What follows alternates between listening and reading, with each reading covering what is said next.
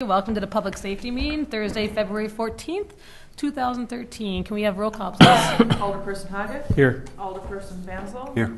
Alderperson Yaku. Here. Okay, we all got our minutes. Do we have any corrections or additions? Otherwise, can we have a motion to approve? I move to approve. Second? Well, I wasn't here. Oh, I'm seconding. That's fine. All those in favor? Aye. Aye. Move on. All right. Consider request from Halos of Hudson to conduct third annual fun walk run in August, beginning at Hudson High School and ending at Lakefront Park. You want to come on up? Aren't you impressed that I knew that? Hello, I'm Jackie with Halos of Hudson. We're a local nonprofit, and we're a support network for the local child loss community. Here to present our third annual Halos of Hudson 5K Family Fun Day. We are looking to start our run either on August 10th would be our first choice of date, or August 24th would be our second. As of right now, I've checked with Parks and Rec, and nothing is on the books for that, so for either of those dates. We are looking at starting the run at 9 a.m. this year, a little bit different than last year.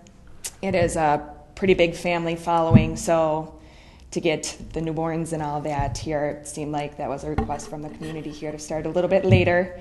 And we're looking at a new route here, so there'll be a busing factor involved as well. So, and last year it took a while to get everybody registered, so 9 a.m. is what we were trying to do here.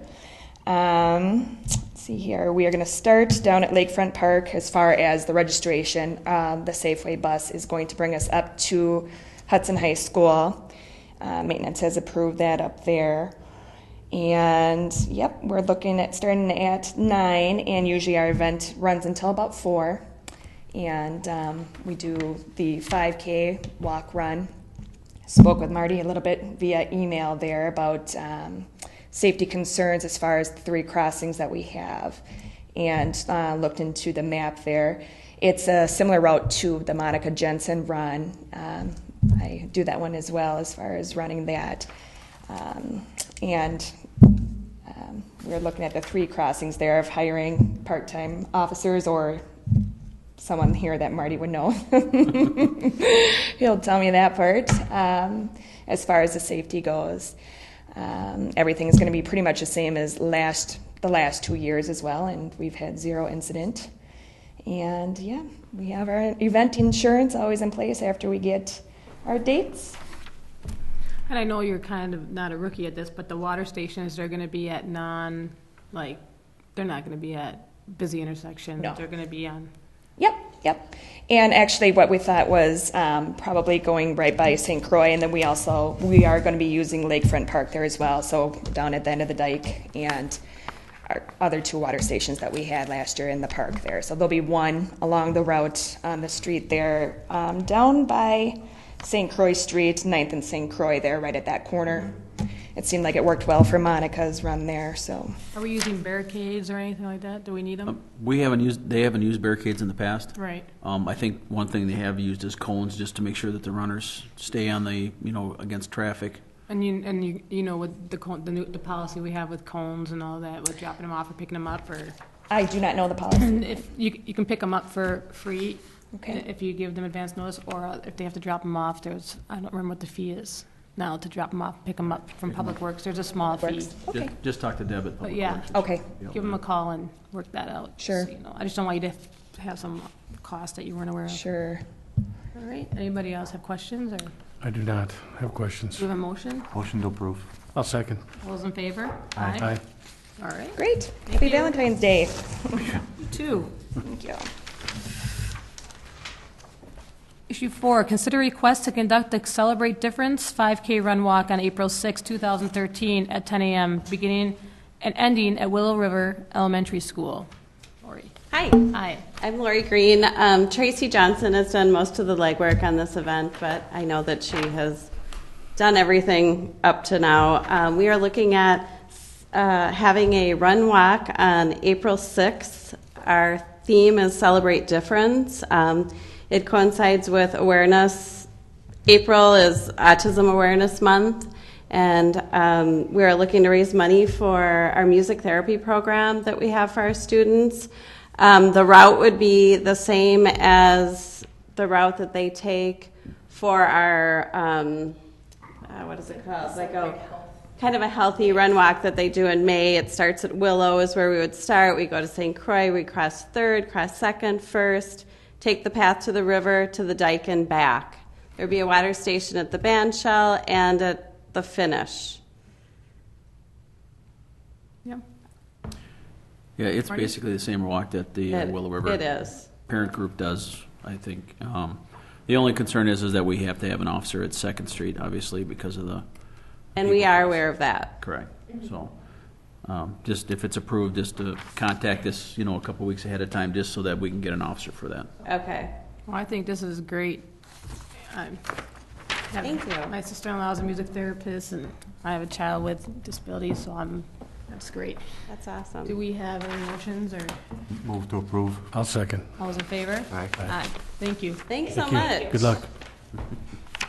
All right. Discuss crosswalk safety on Carmichael Road at the Hudson Middle School. All right, I brought this up because I have gotten, for the last year and a half, pictures and phone calls, and I thought it was in the town, but it's still part of the city, that location. So Which one are you talking about? the second one. Are you talking the one to the far north end?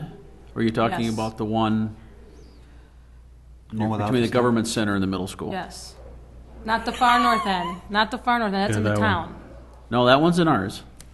The one at the second This is entrance why I to was Burloak? confused. Where the walking path is and there's no Yes, stop and the sign. kids, right. Right, There she is. okay. Well, that's why I just want to make sure, I because know, you but said I it was always the... get confused because of the Hudson, the Prairie and the middle school and the... No, that crosswalk between the government center right off that Right. path. There's Okay. no cone in between or anything like that. There's just... Well, they put one out in the summertime, right, obviously, but in the not- wintertime. Right. Right. So I get the summertime doesn't, there's no kids crossing that much in the summertime, really, to go to school, so I get the complaints mostly in the winter when it's dark in the morning and the families, people can't see the kids crossing as much. So I don't know I know that cones in the winter are not ideal because of the snowplows. That's why they don't have them out in the winter. But I feel like there's got to be something we can think out of the box to try and make this intersection a little more safe. Flags, you can do flags set up there. Well, I know usually in the morning, there's a crossing guard there, but sometimes it can be sporadic, because I live in that area, so when I go to school or drop off my kids in the morning, I can see it. Yeah. And it's not very well lit at that point, and I know that driveway right next to it's got and that entrance to the middle school's got a light for it, but there's not one really at that crosswalk. And I know that got brought up before, this has got to be several years ago, they talked about putting a light there, and I know Public Works had done some research on it, but I'm not sure whatever happened with that, if it died or what exactly happened. I know Tom had gotten some information on it. Well, that's one thing we can look at. Because the problem is in the winter when it's dark early, and if there's a box close enough, it shouldn't be that costly for a light there, but I don't know if they have it in their budget. And are you looking at the map? I am, You yeah. always do that. Sorry, I'm a geek. No, that's here, okay. It's right here. I just want to. I just want to look at what we're talking about what here. you're thinking. Well, I would think at least the crosswalk signs there, and then a light on the east side, because there's another path there, might be handy. I believe there are crosswalk Yeah, I thought signs there was there. crosswalk Oh, okay. signs. So, Yeah, there. yeah. It's your So, district, so Yeah. what do you got thinking? What are you thinking? Anything? I think if you could put up a light, that would help a lot. I don't know if there was a restriction because of the cost or. I'm not sure, but I don't know if there's a light pole right there or not, Yeah. if they can do it. I think they talked about angling the light that was at that other intersection and trying to get it over there a little bit farther, but Maybe what we should do is refer this matter to Tom at Public Works and see what they can do if that's possible to get a light there. If it's not, then we have to find another means to keep it a little more safe. Because they put that light up on Vine and Spruce, and that helps quite a bit at that cross-section there. I mean, Yeah. it's not as heavily traveled, but it's still, the light made a big difference. Yeah. I just think it's important we don't need any incidents, especially with the schools there, and we don't know what's happening with another school and where it might be, and you never know. So, Maybe we Would ask- it be helpful to make the part of the trail go north and then cross at the actual intersection? So people aren't crossing right in the middle of, right prior to that, or? I think that probably would be helpful, but how many kids are gonna, I mean, I don't know, when I was a kid, I just crossed at what was most convenient to get to my house, so that's my concern, that they'll be crossing there anyways. And I think some of the people use it to go to Grandview Park, Got it. you know, also. So I don't know if we can refer it to Tom, if Marty, you wanna talk to Tom and I can. about it? Yep. Does that work? Yeah, refer it Okay. to Tom and Public Works and see if they can put a light up. Yeah, I don't think we need a motion for that, we can just, or we'll make a motion just in case. Go ahead, anybody? Make a motion to move it to Tom Zuli at Public Works to see if we can put a light up at the walking intersection. Work with Marty on that? I'll second that. All those in favor? Aye. Thank you. Consider the purchase of additional outdoor warning siren. All right, Kim, you're on. I don't know, I couldn't really tell if you were suggesting we need one or not.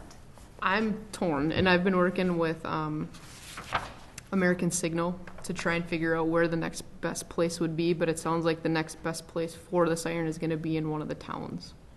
Okay. Because right now, because I went up on Wednesday and I was around the area that you were kind of talking about, and we can hear it outdoors, we can hear it while we're driving. And then once I got that, then I went back and I talked to American Signal some more, let them kind of know. And I told them flat out, I said, obviously the biggest concern, and I said I noticed it myself, was when the windows were up in the vehicle, you didn't really hear it. It was pretty dull. And it was then that he came back and he said, if you do any research on it, you're going to find out that they're not made to be heard while you're indoors.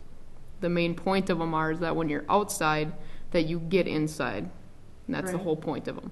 So the whole, and then the purpose is that once you're inside, that hopefully you're either next to a TV or you have a weather radio or something that you would But- have. And I get what he's saying, but what about when you're upstairs sleeping or when you're... And that's what he said. And he said that's one of the downfalls. He said that, but they were never made to be heard while you were indoors. That's where like the weather radios came in that alerted if there were any, bad weather in the area. So as far as putting one down, even where you were discussing, I can't see it happening just because it's so close to where the other one is. Okay. When I looked on the other side, and we've got the one at the high school, you got the one up at down here at the fire station on 8th Street Hill. We've got 4 that are operational within the city. We're covered. It's just going to be, now you're almost looking at going out into the townships. So is the township out there, do they have any out there where, do you know? I mean... Not that I'm aware of. And not that I know, just Right. because right now it was just in the city. But it doesn't sound like after these 4, there are any other ones for us. Okay, so how does that work with being a joint fire board and EMS being joint? I mean, I would think the township would have to request us to look at it. right, If they felt it was a safety issue, I would expect them to come to us with the budget. with a request and a Yeah. budget. And that was what I heard, is that it is Financing. up to the municipality to find the funding for it. So Yep. it would be up to them, I would think. So the sirens they rely on are the city sirens, is what you're thinking?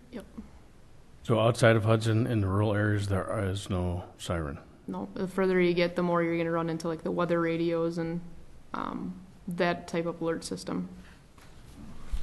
And that was what he said too. He said usually the cities are where you're going to have them. In the rural area, you're not going to get nearly as many. And I was talking to folks that live kind of in between River Falls and Hudson, just that middle area there, and they said that they don't have anything. On a good day, there's the wind is blowing in the right direction and there's sounding. You can hear them just very faintly. But otherwise, they said in emergency situations that sheriff's department officers have gone up and down with their sirens going. But other than that, I mean, that's about it. So it was a tough one because I didn't know where to go with it, because I don't know where you're going to put another one within the city of Hudson that's going to be. Because that's right, and the problem with Hudson Meadows is it's right on the border. Yep. And if we expanded Hudson out further, then we're talking something different, but... So I was torn, and I didn't know where to go, so I didn't know how to go, and this is what I got. But I'm not crazy. When you have your windows up over there, you can't You really couldn't hear really it. hear it. Okay. And I drove all the way down. I drove all the way around there, and open the windows, close the windows, and I know exactly what you're talking about. So this is my concern. Our concern is we have enough for the city, but we have a part of the city that can't hear a siren. No different than when First Street, even though we had a siren down there where we could re-hook up, the situation is no different. But the decibel levels are showing that for the outside level, which is what they're what they're meant to do, is exactly where it should be. Yeah, the difference between that too is how many times do you have a siren that has to reach a community that's across a highway? Yep. And that's what he said. He said, and he goes, I've worked with Hudson for so long that he said, there's many different aspects to your city. So you got hills, you've got everything that are, going to separate the tones and everything. But he said to put another one within the city limits, he said it would be very tough to try and justify where you're going to put it because there's always one somewhere around there. Who do we have to justify it to? Ourselves? Well, and that's what he said. He goes, I don't know. He goes, and that's obviously something up, that would be up to your committees that you're reporting to. But he said that would be something that you would have to look at, is whether or not half a mile away you're going to put another one. What if we move this one over here and put another one down there?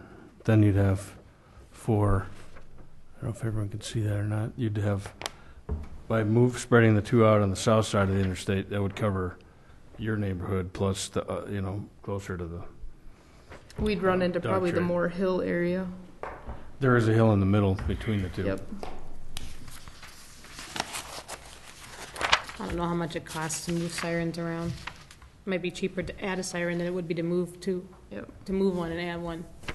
You know what I'm saying? But without moving it, you're not getting optimum coverage, or you're not maximizing the. No, I'm saying it might be, if we leave the one there and add one, it might be less expensive than moving one down further and adding one. You're saying you won't have the optimum coverage for the other side? Everybody else is pretty much, the problem is more that that's crossing the highway to get to Hudson Meadows, the noise, than it is anything else. Because I've gone to the other end of the city is Rivercrest. You can hear it there. You can hear it down by Hagen Street. And then once you get to that point, then you have the downtown siren now. So where do you want to put it? I wanted one on the other side of 35, somewhere over whether the water, the water department owns land over there now, and there's Like the movie location, theater, if you put it at the movie or somewhere theater. over there. There's a location. The problem is that exactly what Kim is saying is that yes, we meet the standards, but I feel like our city is not. Just as he was saying, it's not a normal city. You have a highway splitting in between it, and we decided to annex an area of the city, and it's like this little island, and I don't feel they're getting the fullest, the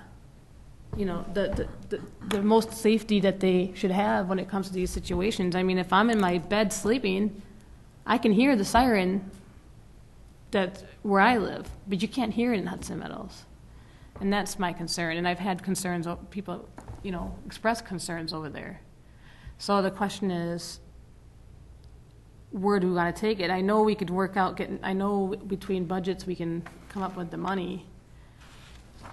I just don't know what you guys are thinking as far as how far you want to take a level of safety. I mean, and there's a chance that we're going to annex in other areas, but it might not be that way. It might be another way. So then are we putting a siren somewhere that's just kind of by itself? I don't know. This is true. It's very, there's conflict here as to which way you go. And I know, you don't want to let safety run your brain on this, but I don't find it much different than the downtown situation we had. Can we find out how much it would cost to make I would assume American Signal can put a 4 siren placement and optimize perhaps moving the one, and they would give us a price, I'm sure, right? I mean, kind of. I can get a price for you. It's not a just to problem. get an idea. So My guess is it's probably going to be pretty close to what we're looking at just for the regular one. Well, you're going to move one, and then the reason I say move it because of the train there, but then it would cover both sides, and the other one would go further. You could still get it within the limits of the city of Hudson, but this seems just like more of a factor exercise in geography than anything in sound. So how would it be, I don't disagree with what you're saying, I just Yeah. want to know how would it be similar in price if we're adding a siren and moving? If we're moving, the only thing I can think of is gonna be that, so we're obviously gonna have to add the one, but and I have no idea what their price would be. I have no clue, as far as what they all would have to move. Right. But, my guess would be anywhere between 10 to 15,000 yet, just to do all the moving of it, because you're gonna have to bring in more guys, equipment, Right. just to get all of it moved, but, and then it depends at that point on whether, I think we've replaced most of the stuff up there, so everything should be kind of up to par on that anyway, but, Well, the siren up by White Camp's almost new. mhm. And if we move one, wouldn't we have to move all of them to adjust to what you're saying? I don't think we'd have to move the other two. Yeah, based on the way the map looks, I You're would just say saying on the no. south end. I'm just saying, let's get a better distribution of sound on the south side, and what would that take? And they'll give us an idea, and we'll say, oh, well, okay. So where would the White Camp one, if this is something we could look at, and if it were, reasonably priced, where would you move the White Camp one? Well, I'm just guessing, but over by, Menards or somewhere in there, just as a little bit further south, maybe on the other side of the...